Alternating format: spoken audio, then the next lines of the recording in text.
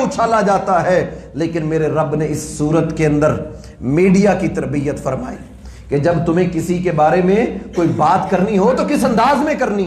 जुलैखा का किस्सा बयान करके खूबसूरत अंदाज के अंदर कि जिसको सुनकर अहले ईमान के ईमान ताजा हो जाए। लोग कहते हैं खबर पर नजर, हर खबर पर नजर, हम खबर बताएंगे, हर छुपी हुई चीज आपको बताएंगे। लेकिन मेरा रब कहते हैं, अल्लाह रब्बुल आलमीन कुरान के अंदर ये बयान करते हैं कि हमने इस किस्से को बयान किया, हमारा अंदाज देखो और अपने तरीके देखो, और हमने अपने नबी के किस्से को बयान करके तुम्हारी तरबियत फरमाई कि इसको बयान करने का मकसद ये है कि जो लोग इन रास्तों से हट चुके हैं वो सही रास्ते पर आ जाए। इस सूरत को नाजिल करने का एक और मकसद भी था। अहले यहूदी जो मदीना में आबाद थे, उनको पता चला कि अल्लाह के नबी सल्लल्लाहु अलैहि वसल्लम ने नबूवत का ऐलान कर दिया। और यहूदी आज भी रिसर्च करते हैं, तब भी बहुत ज्यादा रिसर्चर थे, दुनिया में उनकी तहकीक थी। और मदीना में वो आबाद भी इसीलिए हुए कि आखिरी नबी आएंगे, हम उन पर ईमान लेके आएंगे। तो अहले यहूद ने अहले मक्का को कहा कि हर कोई ये जानता है कि इब्राहीम अलैहिमुस्सलाम, इसहाक अलैहिमुस्सलाम, उनकी जो औलाद है वो मिस्र से निकल गई, मिस्र से हिजरत करके चले गए। हिजरत करने को तो सब जानते हैं, लेकिन मिस्र के अंदर दाखिल क्यों हुए थे, कब हुए थे, ये एतराज एक सवालनामा बनाकर मक्का के काफरों को दिया यहूदियों ने कि जाओ जाकर मुहम्मद रसूलुल्लाह सल्लल्लाहु अलैहि वसल्लम के सामने ये एतराज पेश करो। और उनके पास जवाब नहीं होगा, क्योंकि हर कोई ये खबर तो जानता है कि मिस्र से आप निकले थे, बनी इसराइल मिस्र से हिजरत कर गए, ये सब जानते हैं, लेकिन मिस्र में दाखिल क्यों हुए थे ये किसी को इल्म नहीं है। तो लिहाजा अल्लाह के नबी सल्लल्लाहु अलैहि वसल्लम तो जवाब नहीं दे सकेंगे, उनके पास जवाब नहीं होगा इस बात का, क्योंकि इसका जवाब तो सिर्फ अहले यहूद के पास है, हमारे उलमा के पास है। जब अल्लाह के नबी हमारे पास आएंगे तो हम उनसे कहेंगे तुम किस चीज के नबी हो, तुम्हारे पास तो इल्म नहीं है। तो लिहाजा उनकी ये तख्त और ताज और ये बादशाहत और लोग उनके मुरीद बन रहे हैं, ये सब कुछ खत्म हो जाएगा। अहले मक्का ने ये सवाल, ये एतराज अल्लाह के नबी सल्लल्लाहु अलैहि वसल्लम के सामने पेश किया कि आप बताएं बनी इसराइल मिस्र से क्यों हिजरत करके गए। हिजरत तो कर गए, लेकिन मक्का मिस्र में दाखिल क्यों हुए? अगर आप जानते हैं कुछ तो बताइए। अल्लाह के नबी सल्लल्लाहु अलैहि वसल्लम पर जिब्रील सूरह यूसुफ को लेकर नाज़िल हुए, और इस सूरह यूसुफ के अंदर बताया कि मिस्र के अंदर कैसे बनी इसराइल दाखिल हुए, कैसे इब्राहीम अलैहिस्सलाम के पोते नबी यूसुफ अलैहिस्सलाम कैसे मिस्र में दाखिल हुए, कैसे उनकी औलाद फिर वहां पर आबाद हुई, कैसे अल्लाह ने नबूवत का ताज पहनाया, और कैसे अल्लाह ने ये सारा किस्सा अल्लाह ने सूरह यूसुफ के अंदर बयान करके इस उम्मत को समझाया। और उस दौर के एतराज करने वालों के हर किस्म के एतराज का जवाब देकर अपने नबी की सदाकत को सच्चा कर दिया और बता दिया कि जो तुम समझते थे कि किसी को इल्म नहीं इस वाक़े का, लो सुनो, फिर खालिक व मालिक इस कुरान के अंदर नबी यूसुफ का किस्सा बयान करते हो तफसील से। हम इसको तफसील से बयान करते हैं, किस लिए? लक़द कान फ़ी क़ससिहिम इबरतुल लिउलिल अलबाब। इस किस्से के अंदर अक्लमंदों के लिए अल्लाह ने बड़ी निशानियां रख दी। इस किस्से के अंदर पहली निशानी, अल्लाह ने ख्वाब दिखाया मासूम बच्चे को, छोटी सी उम्र है, ख्वाब दिखाया, रअयतु अहद अशरा कौकबा, कि मैंने देखा कि एक सूरज है और एक चांद है और सितारे हैं जो मेरे सामने सजदा कर रहे हैं। बच्चे ने यह ख्वाब अपने बाप नबी याकूब अलैहिस्सलाम को सुनाया। वो समझ गए अल्लाह ने इसके अंदर बड़ी खूबियां, क्वालिटियां रखी हैं, इसके अंदर अल्लाह ने बड़ी खैर रखी है। माँ बाप को पता होता है हमारे बच्चों की तबीयतें, मिजाज, कौन बच्चा किस तरह के मिजाज का है। तो इब्राहीम अलैहिस्सलाम के पोते, क्योंकि ये नबूवत की लड़ी है, और अल्लाह के नबी सल्लल्लाहु अलैहि वसल्लम की सीरत के हवाले से भी हम चंद बातें बयान करेंगे कि ये किस्सा यूसुफ हमारे नबी सल्लल्लाहु अलैहि वसल्लम की शख्सियत के साथ मिलता जुलता है। अल्लाह के नबी सल्लल्लाहु अलैहि वसल्लम पर उस दौर में अगर ये नाजिल हुई सूरत, और देखिए कैसे अल्लाह ताला ने मुसलमानों के दिलों को मजबूत कर दिया, उन वाक़यात को, उन हालात को बयान कर करके कि किस्सा ख्वाब कहा यह बयान ना करना अपने भाइयों को, तुम्हारे भाई जो पहली मां से हैं वो तुमसे हसद करेंगे बल्कि जलेंगे اور وہ تمہیں نقصان پہنچائیں گے جب تمہاری مقام اور مرتبے اور شرف کو سمجھیں گے۔ تو یعقوب علیہ السلام نے اپنے بیٹے یوسف کو منع کر دیا کہ یہ خواب بیان نہیں کرنا، بلکہ آگے یہ بھی وضاحت کر دی، کہا یوسف جو خواب تمہیں اللہ نے دکھایا ہے اس کے اندر اللہ کی بہت بڑی نشانی ہے، جو میں دیکھ رہا ہوں اللہ نے ہم پر انعام کر دیا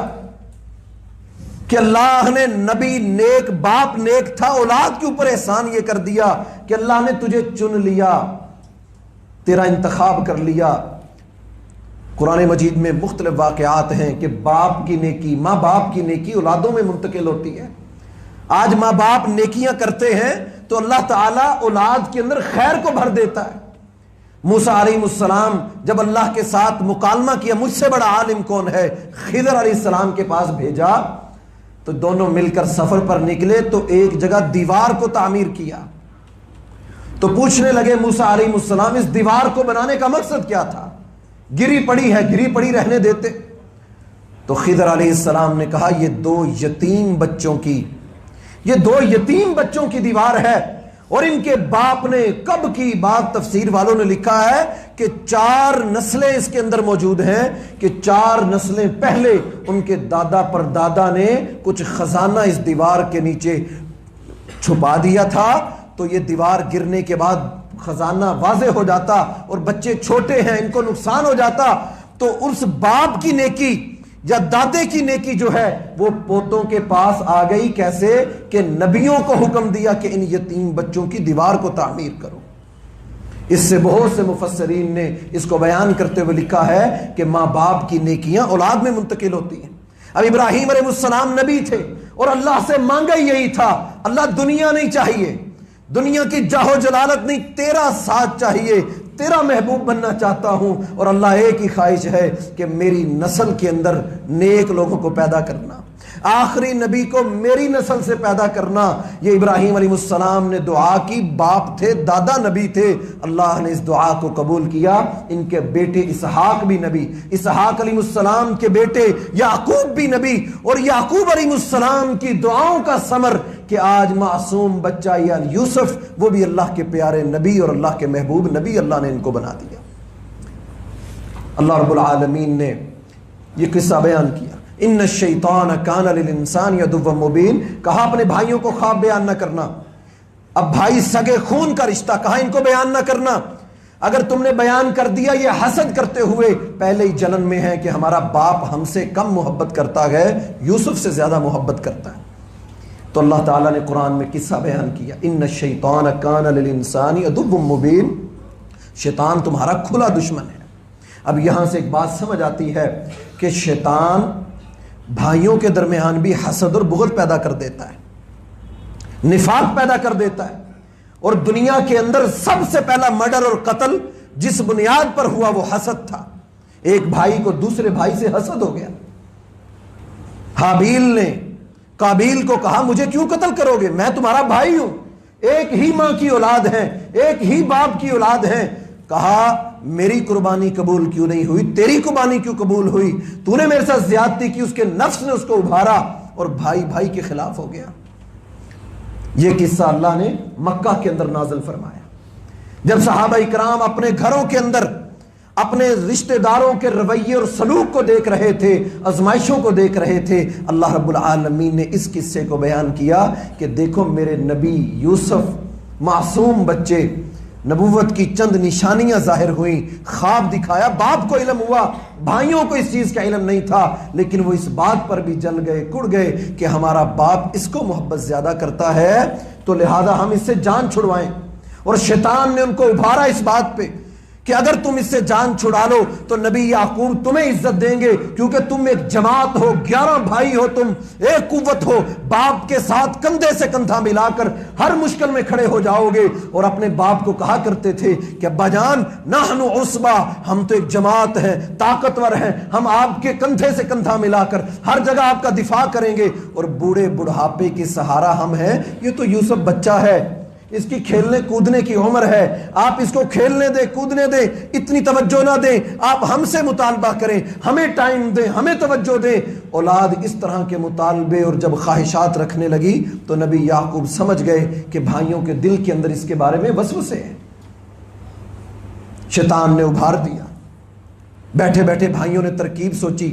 कि क्या करें, कैसे जान छुड़ाएं। तो कहने लगे ऐसा करते हैं, अब्बा के पास जाते हैं और अब्बा को मनाते हैं कि चलिए हमारा भाई है, हम 11 भाई कड़ियल जवान,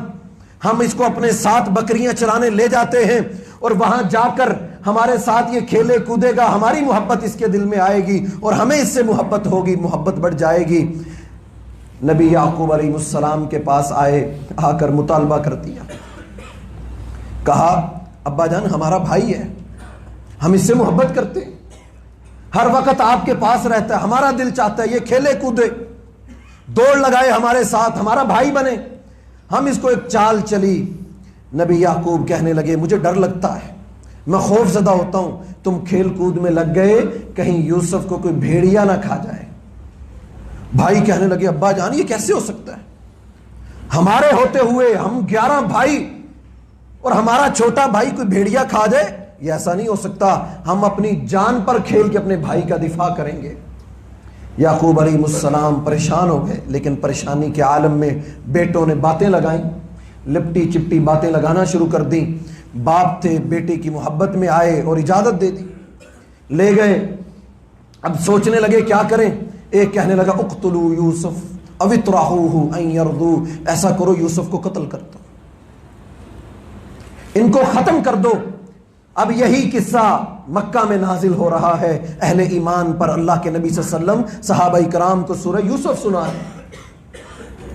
कि जैसे आज अहले मक्का मेरे खिलाफ चालें और तदबीरें चल रहे हैं कि ऐसा करते हैं। कुरान मजीद में अल्लाह ने वो पूरा किस्सा जो दारुन नदवा के अंदर अहले मक्का ने मीटिंग बुलाकर 3 मुतालबे रख दिए, ऐसा करते हैं कि नबी सल्लल्लाहु अलैहि वसल्लम को नऊज़ बिल्लाह मिन ज़ालिक या तो इनको कत्ल कर देते हैं या इनको कैद में डाल देते हैं या इनको जला वतन कर देते हैं ताकि ये सारी परेशानियां खत्म हो जाएं। एक चाल आज भी दुनिया के दुश्मन वो समझते थे इस्लाम को मिटाएंगे, मुसलमानों के खिलाफ जमा होते हैं, मीटिंगें करते हैं, इन्वेस्टमेंट करते हैं, इस्लाम को मिटाने की कोशिश करते हैं। ये सारा किस्सा अल्लाह रब्बुल आलमीन ने उस दौर में कमजोर ईमान वालों पर नाजिल करके उनके दिलों को मजबूत किया। आज आप और मैं भी देखें, आज के हालात मुश्किलात हैं, दुनिया का प्रेशर है, टेक्नोलॉजी है, मुसलमान कमजोर, आपस के फितनों में उलझे हुए, आपसी झगड़ों में उलझे हुए, माशियात के अंदर मुब्तला है, हमारे मार्केटों के हालात मजे पसमानदा है।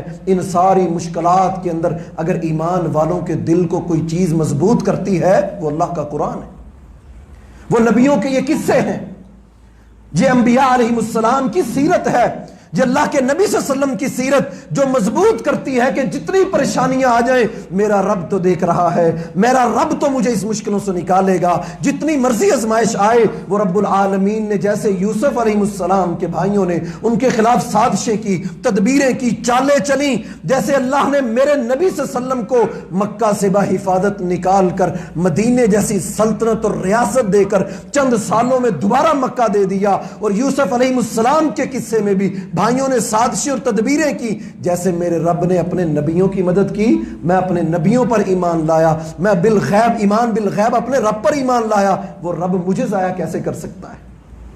वो अल्लाह मेरी मेहनतों को जाया कैसे कर सकता है। ये वाक़यात ईमान वालों के दिलों को मजबूत करते हैं। यूसुफ अलैहिस्सलाम के भाई मशवरा करने कत्ल कर देते, दूसरे ने कहा नहीं ऐसा करते हैं, भाई है, खून का रिश्ता है, कत्ल क्या करना। एक भाई के दिल में मोहब्बत जागी, वो कहने लगा ऐसा करते हैं, कत्ल ना करो, खून बहेगा। भाई को कैसे कत्ल करोगे, ऐसा करो इसको कुएं में डाल दो, जान छूट जाएगी,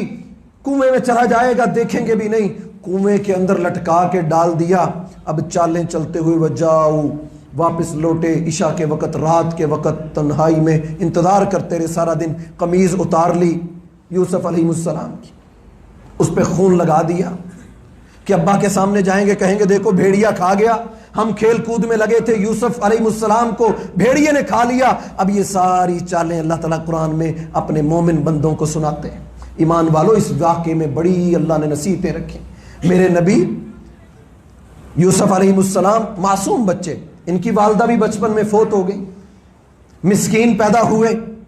बिन्यामीन दोनों सगे भाई वालदा के प्यार और मोहब्बत से महरूम हो चुके थे और अल्लाह के नबी सल्लल्लाहु अलैहि वसल्लम भी मक्का से मदीना वापस आ रहे थे, मकाम अबवा पर 6 साल की उम्र, اور اللہ کے نبی صلی اللہ علیہ وسلم کی والدہ محترمہ بھی دنیا سے وفات پا چکی تھیں. یعنی واقعہ ملتا جلتا ہے. نبی صلی اللہ علیہ وسلم آج کافروں کی آزمائشیں اور سختیاں اور مشکلات اور اہل ایمان کے سامنے رکاوٹیں, آپ کی بیوی فوت ہو چکی ہیں, آپ کے چچا دنیا سے جا چکے, یہودی اعتراض کر رہے ہیں, آپ کے سامنے دلیلیں پیش کر رہے ہیں. ان مشکلات کے اندر آپ نے گھبرانا نہیں ہے. یہ واقعہ ہم آپ کے لیے اتار رہے ہیں, یہ قصہ ہم بیان کر رہے ہیں. اس قصے سے اہل ایمان کے دلوں کو مضبوط کیجئے. ان کو بتائیے کہ اہل ایمان وہ ان کمزور پہلوؤں کے اوپر غور نہیں کرتے, بلکہ وہ سوچتے ہیں جتنی آزمائش اتنی بڑی نعمت اللہ کی ملے گی,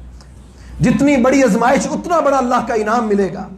صحابہ کرام کہتے ہیں جب یہ صورت ہم نے سنی, اور ہم اکثر دیکھتے تھے فجر کی نماز ہوتی, عمر بن خطاب رضی اللہ تعالیٰ عنہ امیر المومنین بن گئے. کہتے اکثر فجر کی نماز کے اندر سورہ یوسف کی تلاوت کر رہے ہوتے. انما اشکو بثی وحزنی الی اللہ. یعقوب علیہ السلام جو اپنے رب سے شکوے اور غم اظہار اپنے رب کے سامنے, دنیا والوں کے سامنے نہیں, کہتے ہم نے امیر المومنین کو دیکھا فجر کی نماز کے اندر سورہ یوسف کی تلاوت کرتے, اور ہچکچیوں کی آوازیں, آہٹوں کی آوازیں, رونے کی آوازیں ہم آخری صفوں میں سنا کرتے تھے. عثمان بن عفان رضی اللہ تعالی عنہ قرآن کو ترتیب دینے والے, اللہ کے نبی صلی اللہ علیہ وسلم کے داماد, کہتے ہم نے ان کو بھی دیکھا کہ جب بھی وہ فجر کی نماز کے لیے کھڑے ہوتے تو اکثر سورہ یوسف کی تلاوت کرتے. یہ سورت صحابہ کرام پڑھ پڑھ کے اپنے سینوں کو مضبوط کرتے تھے. آج میں اور آپ بھی حالات کو دیکھتے جائیں. نبی یوسف ہیں, بچپن میں والدہ کا انتقال ہو گیا. اللہ کے نبی صلی اللہ علیہ وسلم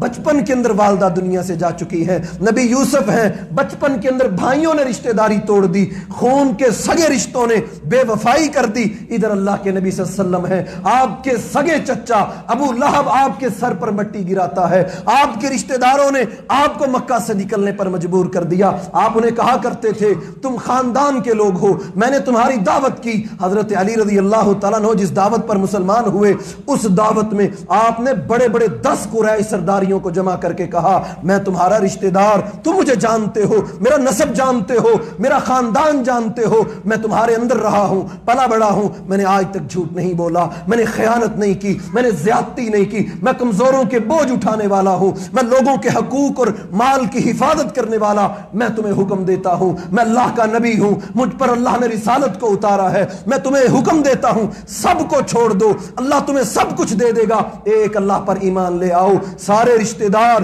خاندان, بڑی بڑی گدیاں, سردار, سب نے کہا تو نے اس لیے ہمیں بلایا تھا, ہم انکار کرتے ہیں, ہمارا وقت ضائع کر دیا, ہمیں اس لیے جمع کیا تھا. اب ابو جہل کہتا ہے میں جانتا ہوں محمد صلی اللہ علیہ وسلم نے سچ بولا تھا کہ میں نبی ہوں, لیکن ہم کیا کریں, ہماری خاندانی جھگڑا ہے. انہوں نے کھانے کھلائے, ہم نے بھی کھلائے. بنو ہاشم نے حاجیوں کو پانی پلائے, ہم نے بھی پانی پلائے. بنو ہاشم نے جانور کو ذبح کیا, ہم نے بھی جانور ذبح کیے. بنو ہاشم نے لوگوں کی خدمتیں کی, ہم نے بھی کی. بنو ہاشم سردار بنے, ہم بھی سردار بنے. ابو جہل کہنے لگا آج یہ نیا اعلان سنا ہے کہ نبوت بنو ہاشم میں آ گئی ہے. ابو جہل کہتا ہے اس میں ہم اس کا مقابلہ کیسے کریں, لہذا غصے کے اندر, حسد کے اندر جلتے ہوئے ایمان نہیں لایا. آج کے یہودی بھی اللہ کے نبی صلی اللہ علیہ وسلم سے غم اور غصے کی وجہ سے, اور اس وقت نبی یوسف کے بھائی بھی اپنے بھائی سے غم اور غصے اور حسد کی وجہ سے کہ ہمارا بھائی باپ کے زیادہ قریب ہے,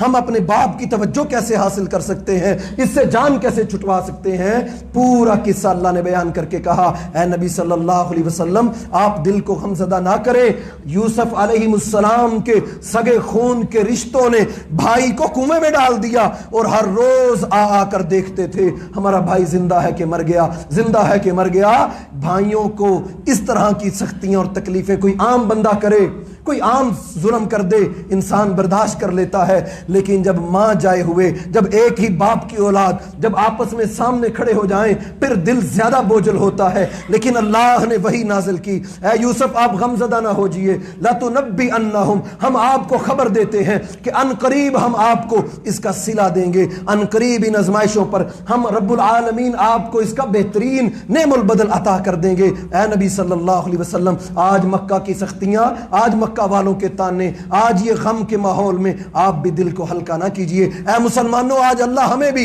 یہی تلقین کرتے ہیں۔ آج مانا کے ڈالر کا ریٹ ہے، مانا کے سختیاں ہیں، حالات بڑے تنگ ہو چکے ہیں، مسائل کا شکار ہیں، بیماریوں میں جکڑے ہوئے، حالات کی سختیاں ہیں۔ ان حالات میں یوسف علیہ السلام کی طرح اللہ رب العالمین کے دروازے کو کھٹکھٹانا چاہیے۔ اللہ میرے گناہ، اللہ میرے اوپر یہ ہے، اللہ میں مجرم ہوں، اے اللہ مجھ سے غلطیاں ہو گئیں، اے اللہ میں نے تیرے در کو چھوڑا۔ نبی یوسف معصوم بچے اس کنویں کے اندر بھی پکارا تو کس کو؟ ایک اللہ کو پکارا، کہا اللہ اس کنویں کے اندر بھی نکالنے والا تو ہے، ان مشکلوں سے نجات دینے والی ہستی تیری ہے، اے اللہ میری مدد فرما۔ اللہ نے مدد فرمائی، ایک قافلہ گزرا، اس نے ان کو نکال دیا۔ 20 درہم کے اندر، 20 درہم کے اندر نبی یوسف علیہ السلام کو بیچ دیا۔ دوسرے قافلے والوں نے خرید لیا۔ پھر کہا اب کیا کیا جائے؟ کہا اس کو مصر کے بازار میں لے جا کر ان کو بھرے بازار میں کوئی اچھا ریٹ دے دے گا، ہم اس کو خرید لیں گے۔ اللہ رب العالمین نے نبی علیہ السلام کا قصہ بیان کر کے کہا اے امت محمد صلی اللہ علیہ وسلم کے لوگوں، تم یاد کرو تمہارے نبی میدان احد میں تھے، آج نبی یوسف گڑھے میں ہیں، کنویں کے اندر ہیں احد کے میدان میں۔ نبی صلی اللہ علیہ وسلم بھی تو گڑھے کے اندر گر گئے تھے، آپ کو بھی تو زخم لگے تھے، لیکن اللہ کے نبی صلی اللہ علیہ وسلم کب غم زدہ ہوئے؟ آپ کو غم آئے بھی تو مومن کا معاملہ بیان کرتے ہوئے آپ نے فرمایا، کہا ایمان والے ان کا تو معاملہ عجیب ہے، غم آئے تب بھی وہ اللہ کا در نہیں چھوڑتے، پریشانیاں آئیں تب بھی وہ اللہ کا در نہیں چھوڑتے۔ نبی یوسف علیہ السلام اتنی بڑی بڑی آزمائشوں کے باوجود اللہ رب العالمین کے ساتھ جڑے رہے۔ اس سے آگے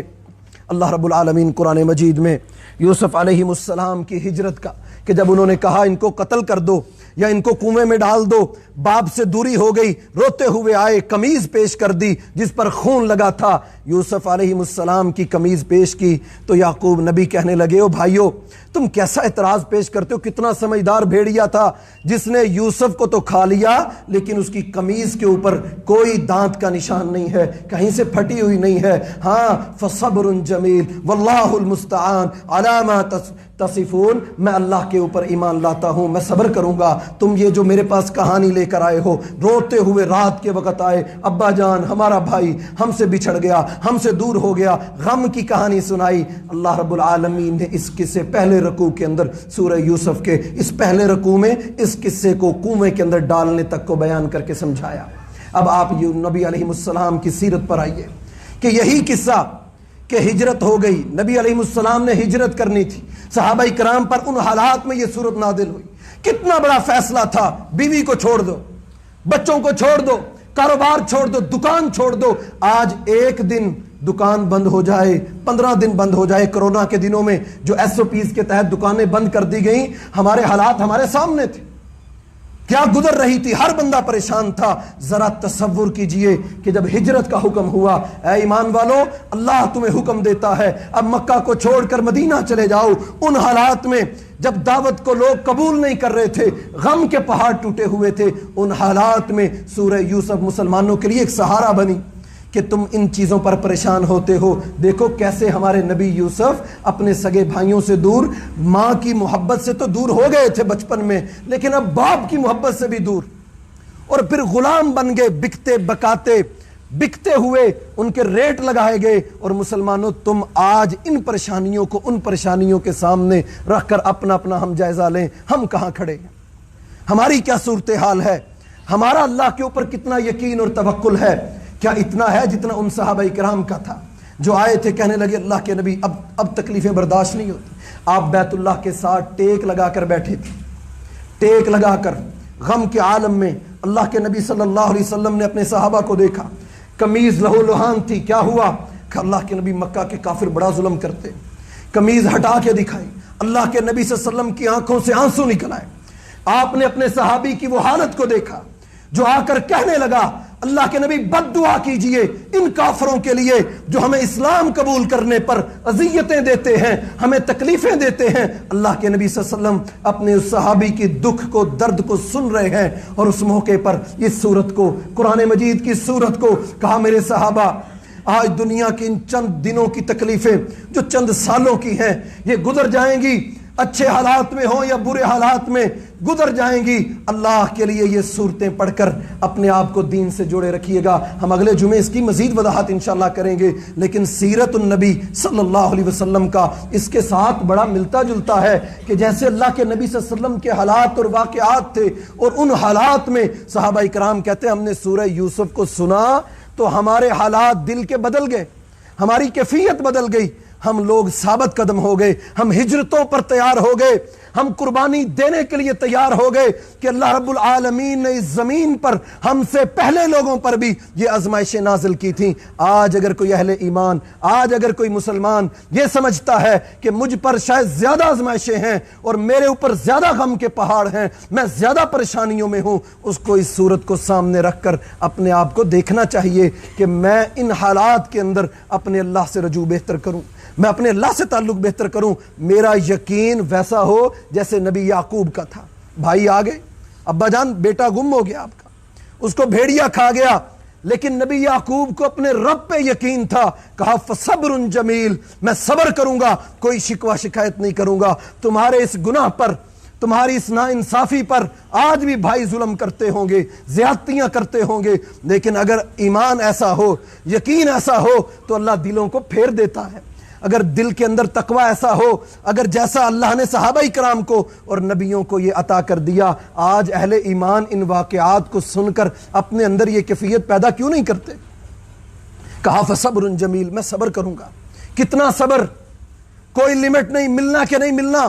اتنا لمبا عرصہ صبر، اور اس صبر کے اندر ایسی استقامت ہوگی کہ کبھی اپنی زبان سے ایسا کلمہ نہیں نکالوں گا، بلکہ وہی کہوں گا جو اللہ کو پسند ہے۔ اور یہی صحابہ کرام کو اللہ کے نبی صلی اللہ علیہ وسلم نے کہا تم میرے پاس آئے ہو بد دعا کر دو، لیکن میں تمہیں کہتا ہوں تم سے پہلے اس زمین پر ایسے لوگ بھی تھے جنہوں نے ایمان قبول کیا، اور ان کے ایمان کی وجہ سے آروں کے ساتھ ان کے سروں کو، جہاں سے وہ اپنے بال اپنے سیند کو نکالا کرتے تھے، وہاں سے آروں سے ان کو دو ٹکڑے کر دیا جاتا، ان کے جسم پر لوہے کی کنگیاں چلائی جاتی۔ میرے صحابہ، یہ دنیا کی آزمائشیں ہیں، میں نبی صلی اللہ علیہ وسلم ان حالات میں تمہیں یہ نصیحت کرتا ہوں کہ ان حالات میں صبر کرنا، تم استقامت اختیار کرنا، محشر کا میدان ہوگا۔ سنن الترمذی کی روایت ہے، اللہ کے نبی صلی اللہ علیہ وسلم نے ان غمزدہ ماحول میں، پریشانی کے عالم میں، جب ہر روز نئی خبر سننے کو ملتی جیسے آج کے حالات ہمارے سامنے ہیں،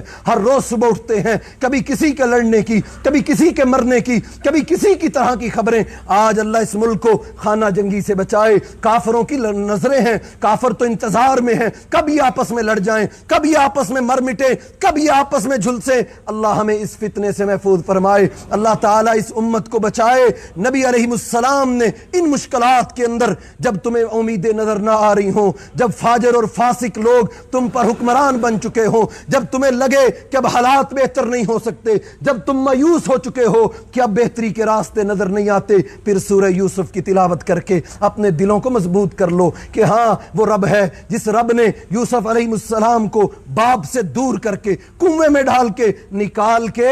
ایک تاجر کے ہاتھوں بکتے بکاتے مصر کے بازاروں میں پہنچایا۔ فعال لما یرید، اللہ کہتے واللہ غالب علی امری، پڑھیے سورہ یوسف کو، اللہ کہتے میں ہر معاملے پر میں غالب ہوں، دنیا جو چالیں چلتی ہے چلے، دنیا جو تدبیریں کرتی ہے کرے، جو بیان دیتے ہیں دے، لیکن واللہ غالب علی امری، اللہ کہتے غالب میں نے ہی آنا ہے، میرے حکم نے آنا ہے، ان قریب اسلام ہی دنیا پہ غالب آئے گا، حالات جیسے ہو جائیں، کوئی ایمان لائے نہ لائے، کوئی اختیار کرے نہ کرے یہ راستہ۔ نبی علیہ السلام نے اس صورت کو اہل مکہ کے درمیان بیان کر کے ان کے دلائل کا جواب بھی دیا کہ مصر کے اندر سب سے پہلے یوسف علیہ السلام داخل ہوئے تھے، وہ بکتے بکاتے بازاروں میں تخت تک پہنچے تھے، اور وہیں پر اہل ایمان کو تربیت کی کہ غم کے ماحول میں، پریشانیوں کے عالم میں جب سمجھ نہ آ رہی ہو، پھر قرآن کی سورہ یوسف کی تلاوت کرو، اس سے اپنے سینوں کو ٹھنڈا کرو، ان کے واقعات میں عبرت پکڑو، کیسے خون کے رشتے بھی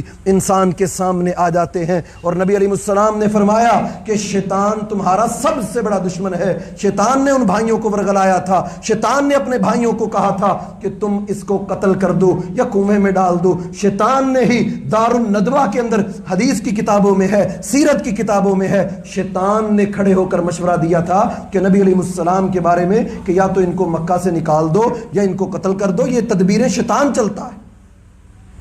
اور یہ واقعات ہم سنتے ہیں، اور حالات اور واقع ان حالات کے تناظر میں ہم انشاءاللہ اگلے خطبات جمعہ کے اندر ہم انبیاء اکرام علیہم السلام کے وہ واقعات جو اللہ نے ان حالات میں، مکہ کے ان حالات میں نازل کیے، جن حالات کے اندر صحابہ کرام رضوان اللہ علیہم اجمعین مشکلات کے اندر گھرے ہوئے تھے، شاید کہ یہ واقعات میرے لیے اور آپ کے لیے کوئی مشعل راہ بن جائیں، شاید ہمارے دلوں کو مضبوط کر دیں۔ اس کے اندر ایک بہت بڑا سبق کہ اللہ کے نبی علیہ السلام ہجرت سے قبل اس صورت کا نازل ہونا اور ان مشکلات میں، صحابہ کرام کہتے ہیں اس صورت کے اندر اکیلی توحید نہیں تھی، اس کے اندر ہم نے ہر طرح کے حالات کو دیکھا، ہم نے ابتدا دیکھی کیسے بچپن سے آغاز ہوا، ہم نے پھر عروج دیکھا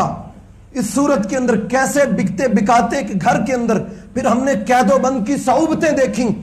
کہ بغیر جرم کے صعوبتیں برداشت کی اور اپنے دامن کو داغدار ہونے سے بچایا، اپنی عزت کو بچایا۔ پھر ہم نے وہ تخت اور تاج مل گئے کہ جس یوسف کو دور کیا گیا، وہ خواب جو نبی علیہ السلام نے بیان کیا کہ یوسف علیہ السلام نے دیکھا کہ مجھے سورج اور چاند اور ستارے سجدہ کر رہے ہیں، اللہ نے اس خواب کو پورا کر دیا۔ ہم انشاءاللہ اس سے آگے بیان کریں گے۔ محترم بھائیو، یہ چند آیتیں جن کا خلاصہ میں نے سیرت کے ساتھ اور یہ چند آیتیں یوسف علیہ السلام کے قصے کی بیان کی ہیں، ان کے بھائیوں کی چالیں تدبیریں اللہ نے قرآن میں کھل کر بیان کی، لیکن ان حالات کے اندر ہمیں ان صورتوں کا مطالعہ کرنا چاہیے۔ سورہ یوسف کا بقیہ حصہ کہ اس سے آگے جب وہ بکتے بکاتے خریدا گیا، پھر اس کے بعد ان کے جو اللہ نے ان کو تخت اور تاج عطا کر دیا، اور پھر وہ زلیخا کا واقعہ اللہ رب العالمین نے اس کو کس انداز میں بیان کیا، کس انداز میں۔ آج کسی کی محبت کی داستان سنیں تو نفرت ہوتی ہے، نفرت ہو جاتی ہے یا انتقام ابھرتا ہے، لیکن اللہ رب العالمین نے ایسے انداز میں اس کو بیان کیا کہ اس کو سن کر انسان کا دل کانپ جاتا ہے،